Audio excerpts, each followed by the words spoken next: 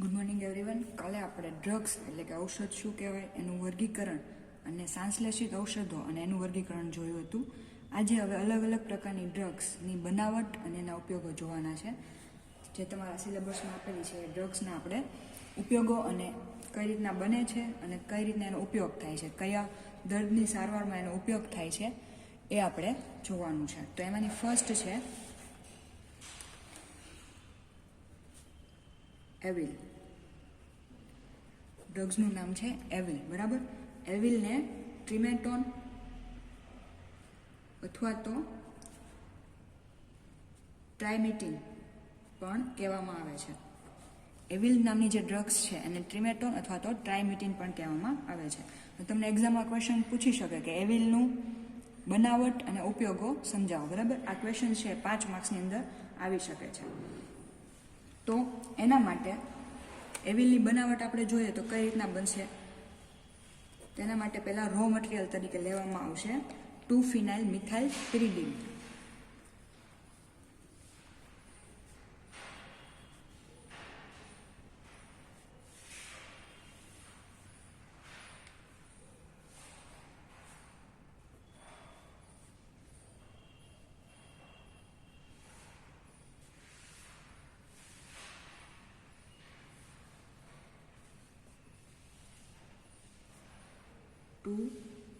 ફિનાઇલ methyl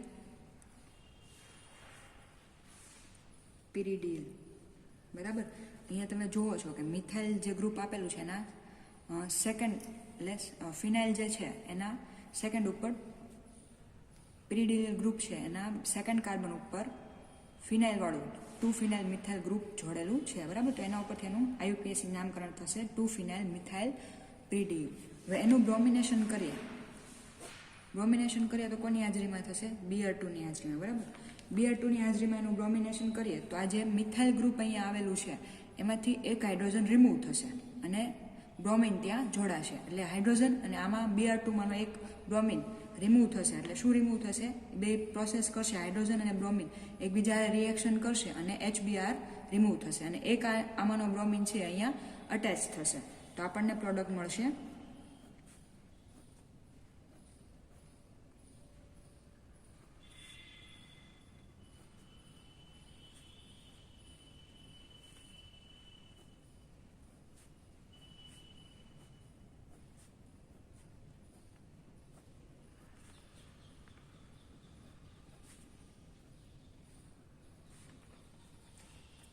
bromo વ્યુત્પન્ન, બરાબર. જે આપણું રો મટીરિયલ લીધું હતું એનું શું મળશે? એનો બ્રોમો વ્યુત્પન્ન મળશે. અહીંયા બ્રોમિન અટેચ થયું એટલે એનું બ્રોમો વ્યુત્પન્ન આપણને મળશે.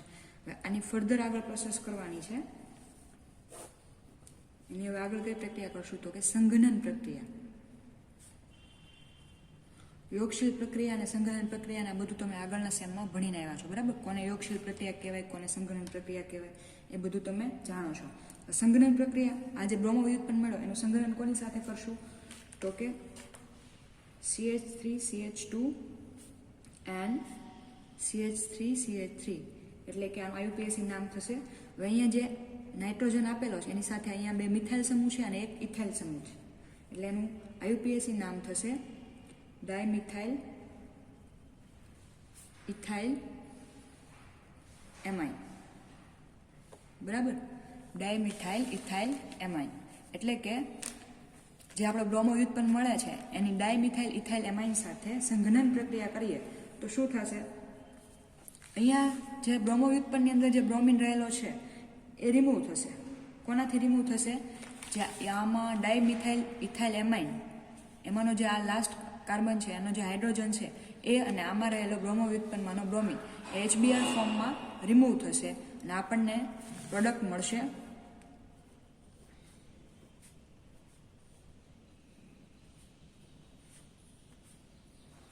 અહીંથી બ્રોમિન રિમૂવ થશે એટલે આની વેકન્સી અહીંયા ખાલી થશે.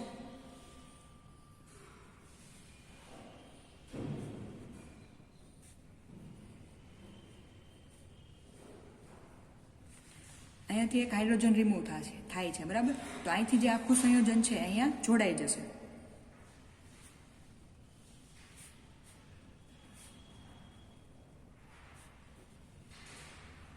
હવે જે આ પ્રોડક્ટ આપણને મળે છે એને કહેવાશે એવિલ અથવા તો ટ્રીમેટોન. ડ્રગ્સની બનાવટ આ રીતના થશે. બરાબર. ફરી વાર જોઈ લઈએ તો આપણે પહેલાં શું લેવાનું છે? 2-phenyl methyl પિરિડિયલ. બરાબર. સેકન્ડ કાર્બન ઉપર ફિનાઇલ મિથાઇલ આપેલું છે પિરિડીનમાં. એનું પહેલાં બ્રોમિનેશન કરીએ. બ્રોમિનેશન કરીએ એટલે અહીંથી હાઇડ્રોજન રિમૂવ થશે અને બ્રોમિન સાથે રિએક્શન કરીને HBr દૂર થશે અને અહીંનો એક બ્રોમિન હશે એ અહીંયા જોડાશે. બરાબર. એટલે આપણને શું મળશે? બ્રોમો વ્યુત્પન્ન મળશે. હવે બ્રોમો વ્યુત્પન્નની સંઘનન પ્રક્રિયા કરીએ. સંઘનન કોની સાથે કરવાનું છે? જે બ્રોમો વ્યુત્પન્ન મળ્યું છે એનું સંઘનન ડાયમિથાઇલ ઇથાઇલ એમાઇન સાથે કરીએ તો જે બ્રોમો વ્યુત્પન્નમાંનો બ્રોમિન હતો એ અને ડાયમિથાઇલ ઇથાઇલ એમાઇનમાંથી એક કાર્બનમાંથી જે હાઇડ્રોજન છે એ રિમૂવ થશે HBr ફોર્મમાં અને આપણને મળશે એવિલ અથવા તો ટ્રીમેટોન. બરાબર. તો આનું મેન્યુફેક્ચરિંગ જે રિએક્શન છે સાવ ઇઝી છે. હવે આનો ઉપયોગ ક્યાં થાય છે? તો એનો ઉપયોગ છે આ જે ડ્રગ્સ બને છે એનો ઉપયોગ છે અલગ અલગ પ્રકારની એલર્જી.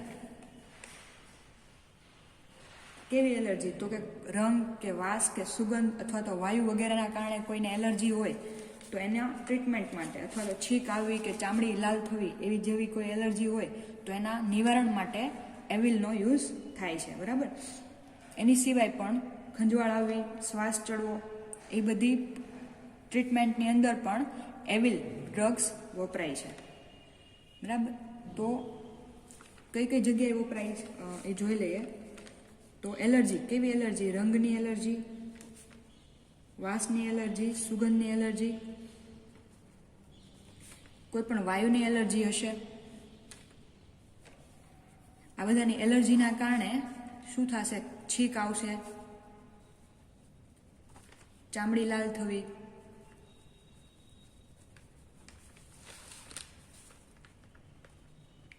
ખંજવાળ આવવી અથવા તો શ્વાસ ચડવો. આવા બધા જ્યારે રોગ થાય છે, બરાબર, કોઈ પણ પ્રકારની એલર્જી હોય, કોઈ રંગની એલર્જી હશે અથવા તો કોઈ સુગંધની અથવા વાસની અથવા તો કાંઈ વાયુની એલર્જી હશે તો આ બધા રોગ એમાં થશે પેશન્ટને. તો જ્યારે આવી બધી એલર્જી હશે તો એની ટ્રીટમેન્ટ માટે કયું ઔષધ વાપરવામાં આવશે? એવિલ, જે આપણે અહીંયા આગળ એની બનાવટ જોઈ છે. બરાબર. તો એનો ઉપયોગ કરવામાં આવે છે. એના પછી સેકન્ડ ડ્રગ્સ આવશે ક્લોરપ્રોમાઝિન. ક્લોરપ્રોમાઝિન. બરાબર. હવે એની બનાવટ આપણે જોઈએ તો એ કઈ રીતના બનશે? તો એના સૌપ્રથમ રો મટીરિયલ તરીકે મેટાક્લોરોએનિલિન.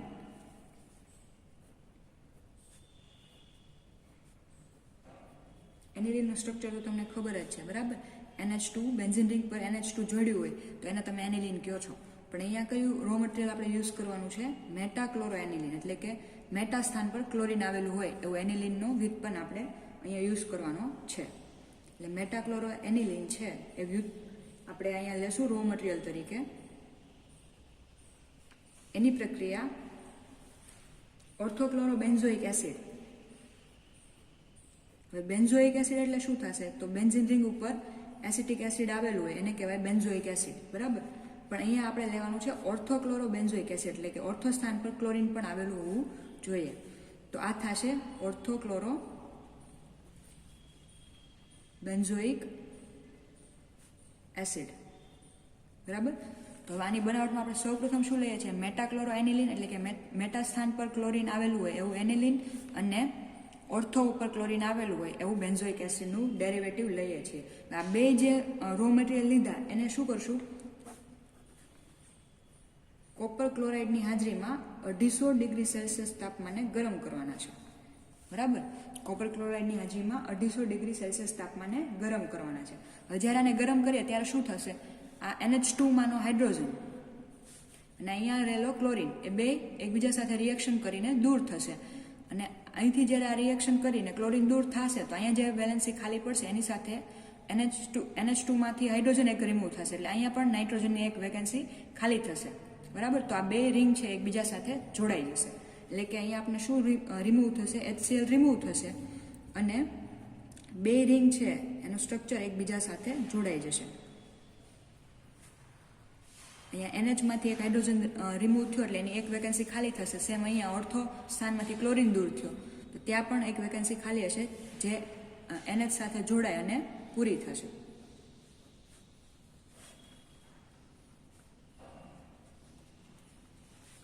તો આ રીતના જે પ્રોડક્ટ મળશે એનું શું નામ આપશું આપણે? મેટાક્લોરો ઓર્થો એસિડ ડાયફિનાઇલ એમાઇન. બરાબર, આનું નામ થશે મેટાક્લોરો ઓર્થો એસિડ ડાયફિનાઇલ એમાઇન. હવે આ જે પ્રોડક્ટ આપણને મળે છે એનું ફર્ધર આપણે કઈ પ્રોસેસ આવશે? ડીકાર્બોક્સિલેશન. ડીકાર્બોક્સિલેશન એટલે શું થયું કે જે અહીંયા એસિડ આપેલો છે એમાંથી જે CO2 છે એને રિમૂવ કરી નાખીએ તો એ થશે ડીકાર્બોક્સિલેશન. હવે ડીકાર્બોક્સિલેશનની પ્રોસેસ કોની હાજરીમાં થશે? તો સોડા લાઇમ અને 250 ડિગ્રી સેલ્સિયસ તાપમાન.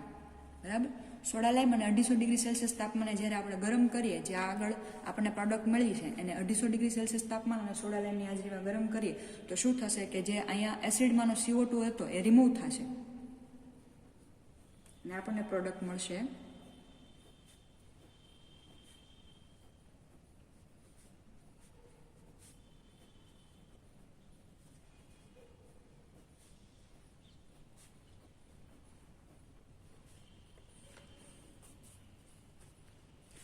બરાબર મેટાક્લોરો ડાયફિનાઇલ એમાઇન. મેટાક્લોરો ડાયફિનાઇલ એમાઇન. બરાબર, અહીંથી જે CO2 હશે એ રિમૂવ થશે અને જે કાર્બનની ખાલી વેકન્સી હશે, વેલેન્સી ખાલી પડશે, એ હાઇડ્રોજનથી ફિલઅપ થશે એટલે આપને મળશે મેટાક્લોરો ડાયફિનાઇલ એમાઇન. હવે એની ફર્ધર સલ્ફરની હાજરી અને I2ની હાજરીમાં એને સલ્ફર અને I2ની સાથે એનું રિએક્શન કરીએ, હીટ આપીએ, ગરમ કરીએ તો શું થશે? NH માંનો જે હાઇડ્રોજન છે એ આયોડિન સાથે પ્રક્રિયા કરી અને HI સ્વરૂપે દૂર થશે. બરાબર, અહીંયા જે એમાઇનમાંનો જે હાઇડ્રોજન રહેલો છે એ આયોડિન સાથે પ્રક્રિયા કરી અને HI સ્વરૂપમાં દૂર થશે અને અહીંથી હાઇડ્રોજન દૂર થશે અને જે સલ્ફર છે એ આ બે રિંગને કનેક્ટ કરશે. બરાબર, એટલે કે અહીંયા જે હાઇડ્રોજન રહેલો છે દૂર થશે અને અહીંયા બે હાઇડ્રોજન દૂર થશે. બરાબર, જે I2નું મોલેક્યુલ છે એક અહીંથી દૂર કરશે હાઇડ્રોજન અને એક અહીંથી હાઇડ્રોજન દૂર કરશે એટલે બે રિંગમાંથી એક એક વેલેન્સી ખાલી પડશે અને એની જગ્યાએ સલ્ફર અટેચ થશે. તો આપણને જે પ્રોડક્ટ મળશે એ થશે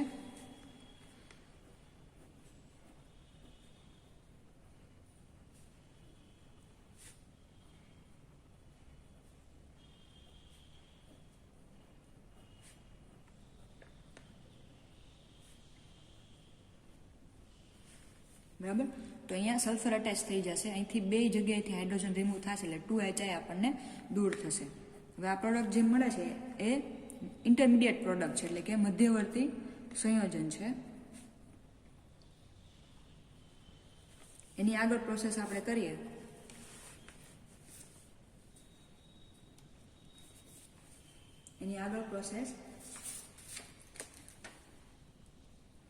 Cl CH2 thrice and CH3 અને IUPAC નામ થશે NN ડાયમિથાઇલ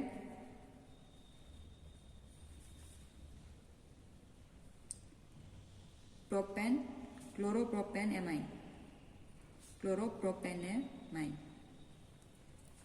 બરાબર, એનું IUPAC નામ થશે NN dimethyl chloropropane amine.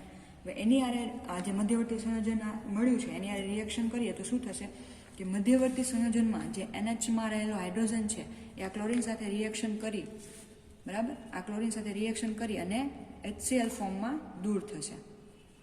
Chlorine સાથે રિએક્શન કરીને HCl ફોર્મમાં દૂર થશે તો આપણને પ્રોડક્ટ કઈ મળશે?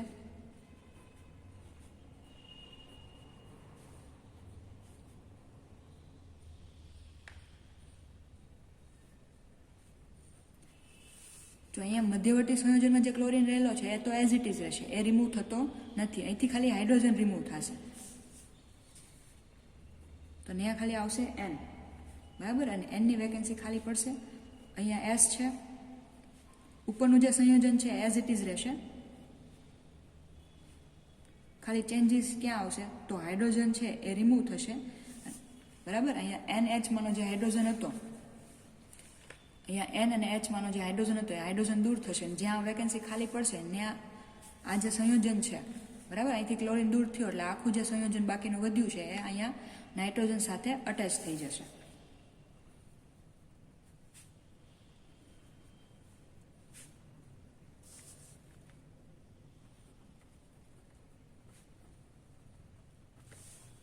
બરાબર. તો આ જે પ્રોડક્ટ મળી છે એ આપણી થશે ક્લોરોપ્રોમાઝીન.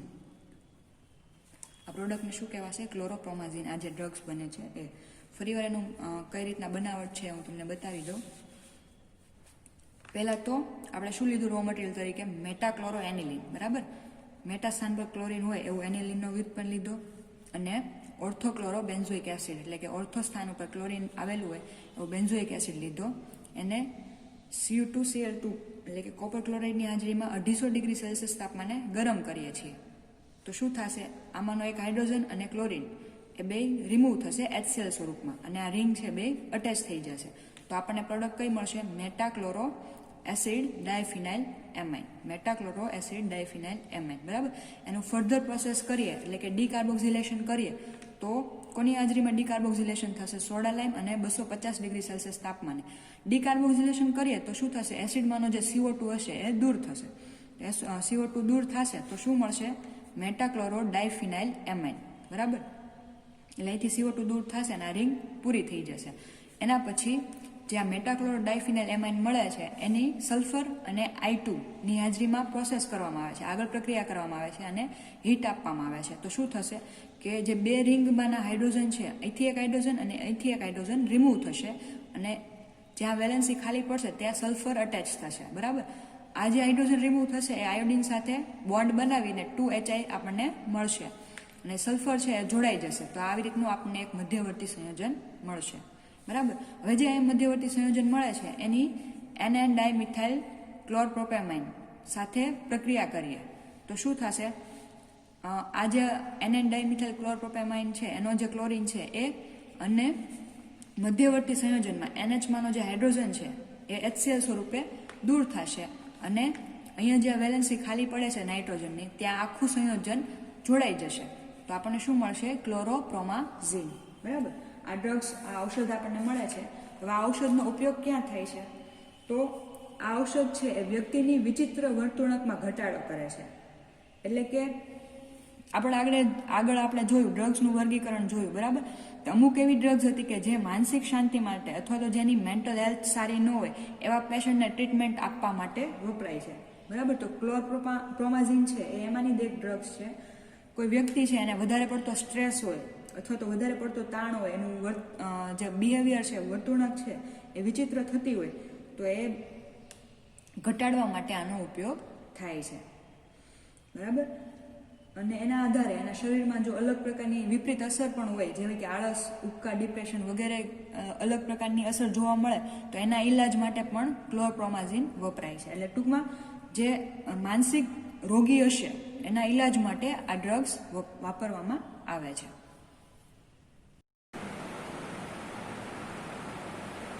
હવે જે ક્વેશ્ચન્સ તમારે એક્ઝામમાં પૂછાય છે એ છે સંશ્લેષિત ઔષધો એટલે શું, ને યોગ્ય ઉદાહરણ આપી સંશ્લેષિત ઔષધોનું વર્ગીકરણ સમજાવો, બરાબર. આ તમારો ક્વેશ્ચન છે 10 માર્કમાં પૂછાઈ શકે તમને.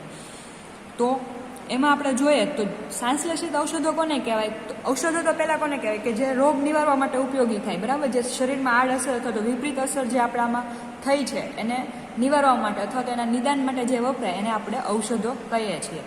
તો સંશ્લેષિત ઔષધો કોને કહેવાશે? તો એવા ઔષધો કે જે કૃત્રિમ રીતે પ્રયોગશાળામાં બનાવવામાં આવે, બરાબર. ઇન્ડસ્ટ્રીમાં અથવા લેબોરેટરીમાં તૈયાર કરવામાં આવેલા હોય અને એ શરીર ઉપર જે જગ્યાએ આપણને રોગ થયો છે એ ઉપર ધારી અસર નિપજાવતા હોય એને સંશ્લેષિત ઔષધો કહે છે. તો એની ડેફિનેશન વ્યવસ્થિત રીતે જોઈએ તો જે સંયોજનો રોગ નિવારક અસર ઉત્પન્ન કરે છે એને ઔષધો કહે છે, અને એવા ઔષધો કે જે કૃત્રિમ રીતે પ્રયોગશાળામાં તૈયાર કરવામાં આવેલા હોય અને જેના કારણે રોગ જે શરીરમાં થયો છે એનું નિદાન થતું હોય એને સંશ્લેષિત ઔષધો કહે છે, બરાબર. હવે આદર્શ ઔષધ આગળ આપણે જોયું એમ કે જે ભાગમાં આપણને રોગ હોય અથવા તો જે કોષ ડેમેજ હોય એ જ કોષનું અથવા તો એ જ ભાગનું જો સારવાર કરે, બીજા કોષને કે બીજા કોઈ શરીરના ભાગને અસર ના કરે તો એને આપણે આદર્શ ઔષધ કહી શકીએ. પણ અત્યારે આપણે રૂટીન લાઈફમાં જોઈએ તો એવું બનતું નથી, થોડા ઘણા અંશે પણ બીજા કોષને ડેમેજ થાય છે, એટલે આદર્શ ઔષધ બનાવી આપણે શકતા નથી, બરાબર. થોડી ઘણી તો એની સાઈડ ઇફેક્ટ આપણને કોઈ પણ દવા તમે લો એની સાઈડ ઇફેક્ટ થોડી ઘણી તો જોવા મળે છે. હવે ઔષધોનું વર્ગીકરણ કઈ રીતના? બે રીતે કરી શકાય, આગળ આપણે જોયું જ છે એ જ રીતે. પેલું તો રાસાયણિક બંધારણ પર આધારિત અને દર્દ નિવારક અસર અથવા તો ઉપચારક અસરના આધારે બે રીતે વર્ગીકરણ કરી શકાય છે. પણ આ બે રીતના વર્ગીકરણમાં મેઇન તો એનું વર્ગીકરણ સંશ્લેષિત ઔષધોનું મેઇન વર્ગીકરણ કઈ રીતના થાય છે તો દર્દ નિવારક અસર આધારે, કઈ રીતના કયા દર્દ ઉપર અસર કરે છે એના આધારે એનું વર્ગીકરણ થાય છે, બરાબર. તો એનું વર્ગીકરણ અલગ અલગ રીતે કરવામાં આવે છે. તો એમાં પેલું જોઈએ તો પેલું છે જ્વર નિરોધક ઔષધો. જ્વર નિરોધક ઔષધો, બરાબર. જ્વર એટલે શું થાય તો કે તાવ. એમાં પેલું આવશે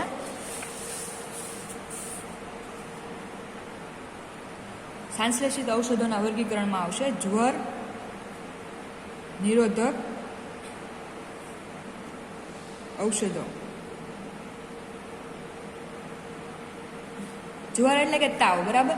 આપણું બોડીનું જે ટેમ્પરેચર નોર્મલી હોવું જોઈએ એના કરતાં જો એમાં કંઈ ચેન્જીસ આવે એટલે કે તાપમાન વધી ગયું હોય તો એને નોર્મલ કરવા માટે અથવા તાપમાનને ઘટાડી અને શરીરનું તાપમાન જે સામાન્ય તાપમાન હોય એટલું કરવા માટે જે કંઈ ઔષધો વપરાય છે, નોર્મલ ટેમ્પરેચર લઈ આવવા માટે જે કંઈ ઔષધો વપરાય છે એને કહેવાય જ્વર નિરોધક ઔષધો, બરાબર. તો એમાં એક્ઝામ્પલમાં કઈ આવશે, કયા કયા ઔષધો છે કે જે આપણું તાપમાન રિડ્યુસ કરવા માટે, જે વધી ગયેલું તાપમાન હોય એને ઘટાડવા માટે વપરાય એવા કયા કયા ઔષધો છે? તો એક છે એન્ટીપાયરીન, પેરાસિટામોલ,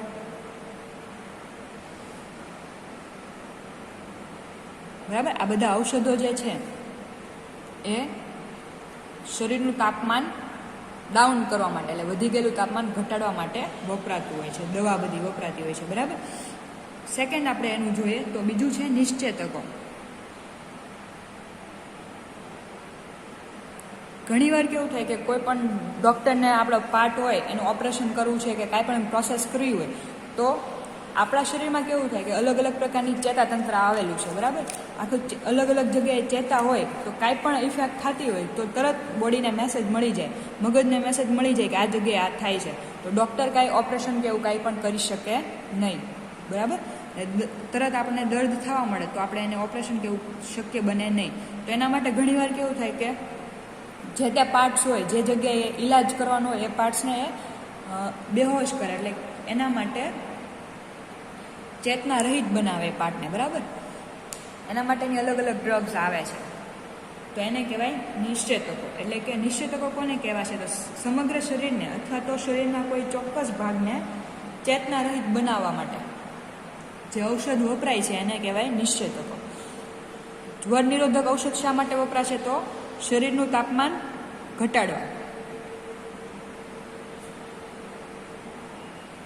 શરીરનું તાપમાન ઘટાડવા જે વપરાય છે એને શું કહેવાય જ્વર નિરોધક ઔષધો, બરાબર. એના એક્ઝામ્પલ આપણે જોઈ લીધા એન્ટીપાયરીન, પેરાસિટામોલ એક્સેટ્રા. નિશ્ચેતકો તો શરીર આખા શરીરને અથવા તો શરીરના કોઈ ચોક્કસ ભાગને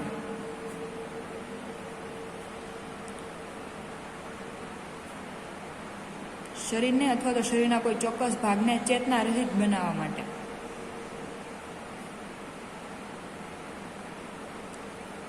બરાબર. ચેતના રહિત અથવા તો બેહોશ કરવા માટે જે કાંઈ ડ્રગ્સ વપરાય છે, જે કાંઈ ઔષધ વપરાય છે એને શું કહેવાય નિશ્ચેતકો કહેવામાં આવે છે. એના એક્ઝામ્પલ જોઈએ. હવે આ નિશ્ચેતકો છે એની જે ઇફેક્ટ છે એના આધારે એને બે રીતે વહેંચવામાં આવે છે. પહેલું છે એના સબ પેટા ટાઈપ પડે છે સામાન્ય નિશ્ચેતકો,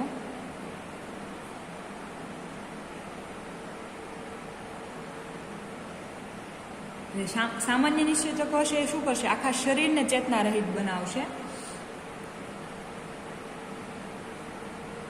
એના કારણે કોઈ પણ પેશન્ટ હશે એને આખા એના શરીરમાં જે કાંઈ કરવામાં આવશે પછી ઓપરેશન કે ડૉક્ટર જે કાંઈ પણ પ્રોસેસ કરશે એને ખ્યાલ રહેશે નહીં. એ સામાન્ય નિશ્ચેતકો છે એ આખા શરીર ઉપર અસર કરશે, બરાબર. એના એક્ઝામ્પલ જોઈએ તો છે ક્લોરોફોર્મ. કોઈ વ્યક્તિ હોય એને ક્લોરોફોર્મ સૂંઘાડી દેવામાં આવે તો પછી એને ક્યાંય એના આખું શરીર છે એ ચેતના રહિત થઈ જાય.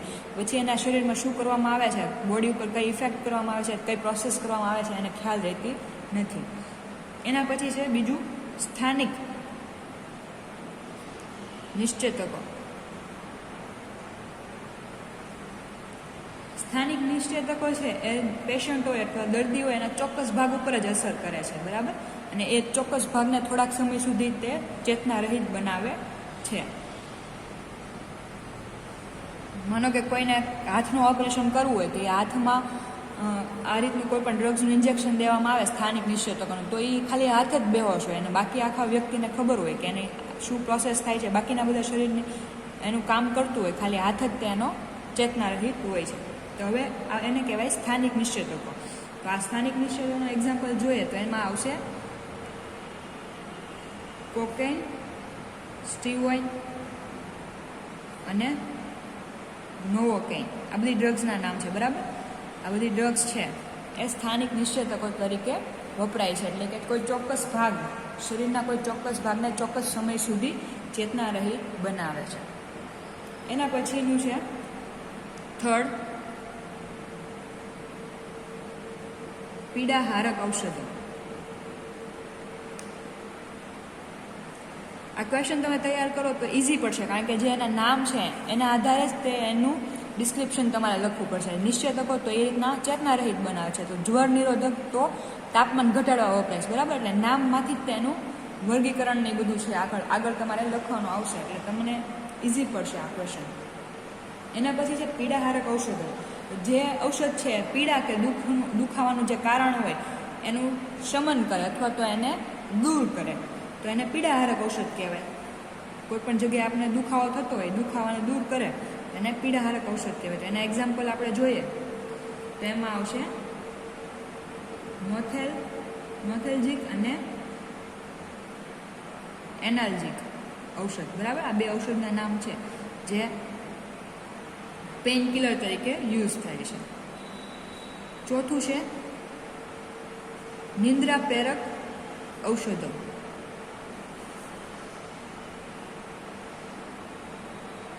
નિંદ્રા પ્રેરક ઔષધો. ઘણીવાર એવું બને છે કે અમુક લોકો હોય કોઈ પણ ટેન્શનના કારણે એ લોકોને નીંદર ન આવતી હોય, તો એવા અમુક ઔષધ હોય કે લઈ લે તો એને નીંદર આવી જાય, તો એને કહેવાય નિંદ્રા પ્રેરક ઔષધો. તો કૃત્રિમ રીતે નિંદ્રા લાવવા માટે જે ઔષધ વપરાય છે એને કહેવાય નિંદ્રા પ્રેરક ઔષધો. તો એમાં કયા એક્ઝામ્પલ આવશે? વેરોનાલ અને લ્યુમિનાલ. વેરોનાલ અને લ્યુમિનાલ આ બે એના ઔષધ છે, બરાબર. એના પછી છે આ બે ઔષધમાંથી કોઈ પણ ડ્રગ્સ લીધી હોય તો શું થાય કે વ્યક્તિને ઊંઘ આવી જાય. કુદરતી ઊંઘ નહીં આવે પણ માનવ સર્જિત ઊંઘ આવી જશે. એના પછી પાંચમું જોઈએ તો છે ચેપનાશક ઔષધો. ચેપનાશક ઔષધો એટલે કે આ બધા ઔષધો ક્યાં વપરાશે? બેક્ટેરિયા અથવા તો વાયરસના કારણે કાંઈ ચેપ આપણને લાગ્યો હોય, બરાબર, અથવા તો કાંઈ ચેપી રોગ થયો છે તો એને દૂર કરવા, એને નિવારણ કરવા માટે ચેપનાશક ઔષધો વપરાશે, બરાબર. એટલે આ કઈ રીતના આવશે? ટ્યુબ પ્રકારના આવશે, અથવા તો એવી કોઈ ડ્રગ્સ આવશે, અથવા તો લિક્વિડ ટાઈપના આવશે કે જે તમને કાંઈ વાગેલું છે, અથવા તો માનો કે કોઈને ધાધર કે ખસખરજવું થયું હોય તો એના ઉપર એ એપ્લાય કરવા, ડાયરેક્ટ એપ્લાય કરવાના આવશે, બરાબર. આ ઔષધ છે તો એનાથી જે કાંઈ એની બેક્ટેરિયા અથવા તો વાયરસની અસર હશે એ આપણે દૂર કરી શકીએ. તો આ ચેપનાશક ઔષધો છે એ બેક્ટેરિયાની વૃદ્ધિ અટકાવે છે અને ચેપી રોગને આગળ વધતો અથવા તો મટાડવા માટે ઉપયોગી છે. એના એક્ઝામ્પલ જોઈએ તો એમાં આવશે નોર્મલ હેક્ઝાઇલ રિસોર્સિનોલ. નોર્મલ હેક્ઝાઇલ રિસોર્સિનોલ આનું એક્ઝામ્પલ છે, બરાબર. એના પછીનું છઠ્ઠું છે પ્રકીર્ણ ઔષધો.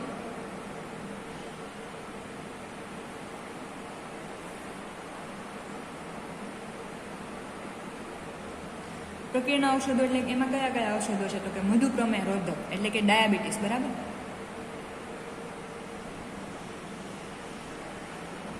ડાયાબિટીસ, પછી રક્તપિત્ત,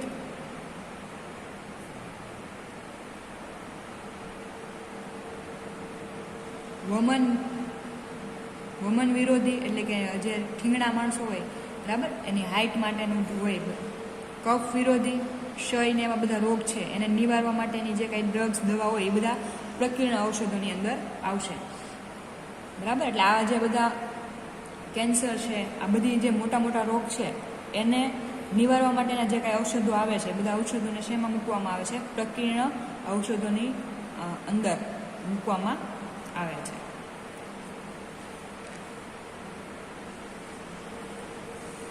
એના પછીનું છે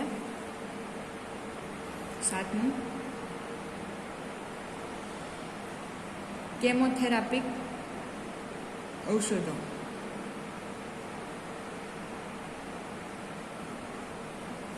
કેમોથેરાપિક ઔષધો એટલે કે જીવાણુ અથવા વિષાણુ એટલે કે બેક્ટેરિયા અથવા તો વાયરસના કારણે જે કંઈ રોગ થતા હોય, બરાબર, એને અટકાવવા માટે જે ઔષધ વપરાય એને કહેવાય કેમોથેરાપિક ઔષધ. વાયરસ અને બેક્ટેરિયાના કારણે કયા કયા રોગ થાય? તો કે કોલેરા છે, ક્ષય છે, પ્લેગ, ન્યુમોનિયા, આ બધા રોગ છે એ વાયરસ અથવા તો બેક્ટેરિયાના કારણે થાય છે, બરાબર. તો આને અટકાવવા માટે જે કાંઈ ઔષધ વપરાય છે એને કહેવાય કેમોથેરાપિક ઔષધો. આ ઔષધ કઈ રીતના કામ કરશે? તો આપણે કોઈ પણ કોલેરા થયો હોય તો એ વ્યક્તિ દવા લેશે તો એ શરીરની અંદર જ તે જે કાંઈ બેક્ટેરિયા કે વાયરસ હશે એનો નાશ કરશે, બરાબર, અથવા તો એનો શરીરમાંથી નિકાલ કરશે અને અન્ય કોષ હશે, આપણા શરીરના બીજા કોઈ કોષ હશે એને બહુ બધી ઇફેક્ટ પહોંચાડશે નહીં, બરાબર. હવે કેમોથેરાપિક ઔષધો છે એના સબ ટાઈપ પડે છે અલગ અલગ. તો એની અંદર પહેલું છે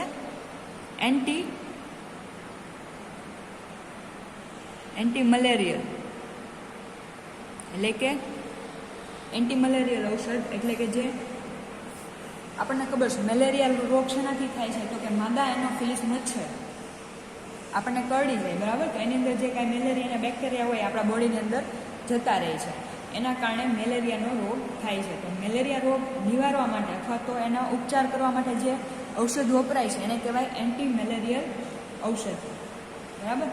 એનું એક્ઝામ્પલ છે ફિનાઇલ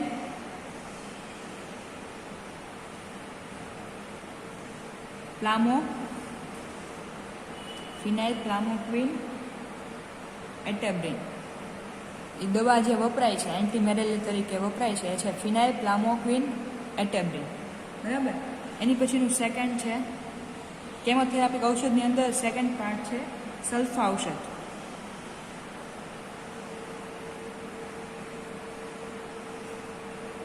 સલ્ફા ઔષધો. સલ્ફા ઔષધો કોને કહેવાય? તો કે સલ્ફાનિલેમાઇડ અને એના વ્યુત્પન્ન જે છે એ બધા જે ઔષધ છે એ કહેવાય સલ્ફા ઔષધો. આ ઔષધ શેમાં વપરાશે? તો કે ગુમડા થયા છે અથવા તો નિમોનિયા થયા છે એના ઉપચાર માટે વપરાય છે, બરાબર. આમાં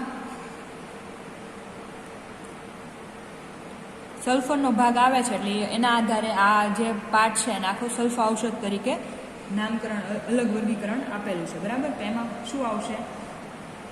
એક્ઝામ્પલમાં આવશે સલ્ફા થાયાઝોલ,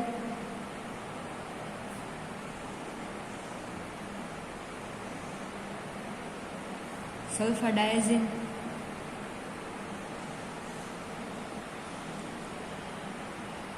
સલ્ફા પિરિમિડિન. આ બધી જે ઔષધ છે એ સલ્ફા ઔષધ તરીકે ઉપયોગી બને છે. એના પછીનું ક્રોમોથેરાપિક ઔષધોની અંદર ત્રીજું તેનું વર્ગીકરણ છે શાંતિ પ્રેરક ઔષધો. શાંતિ પ્રેરક ઔષધો એટલે કે જે લોકોને માનસિક રોગના દર્દી હોય, બરાબર, તો એના મનને શાંતિ પહોંચાડવા માટે અથવા તો એનામાં જે ઉચ્ચ ક્લેરિટી ઉત્પન્ન થાય છે એનો નાશ કરવા માટે જે ઔષધ વપરાય છે એને કહેવાય શાંતિ પ્રેરક ઔષધો. એના એક્ઝામ્પલમાં આપણે જોઈએ તો આવશે ડાયઝાયા અને માર્કિન. આ બધા ઔષધ એમાં આવ્યા છે. આ ઔષધ શું કામ કરશે કે દર્દીને જે કંઈ ચિંતા કે જે કંઈ તણાવ હશે એમાંથી મુક્તિ આપશે, એટલે કે શાંતિપ્રેરક એના રોગનું નિવારણ કરશે. માનસિક રોગ જે છે એનું નિવારણ કરશે અથવા નિદાન કરશે. એના પછીનું છે ક્ષય પ્રતિકારક. આ બધા જે ટાઈપ છે ક્રોમોથેરાપીની અંદર જ છે ક્ષય પ્રતિકારક ઔષધો. હવે ક્ષય રોગ છે, બરાબર, શ્વસન તંત્રને લગતો જે ક્ષય રોગ છે એ પણ બેક્ટેરિયાના કારણે થાય છે. તો આ જે ક્ષયના બેક્ટેરિયા છે એને નાશ કરે અથવા આ રોગનું નિદાન કરે તો એવા ઔષધને કહેવાય ક્ષય પ્રતિકારક ઔષધો.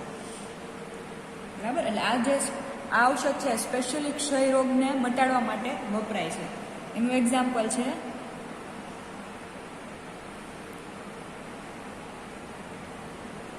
પેરા એમિનો સલ્ફ્યુરિક એસિડ, બરાબર, પાસ, જેને શોર્ટમાં પાસ તરીકે ઓળખવામાં આવે છે. એના પછીનું છે કૃમિદન ઔષધો.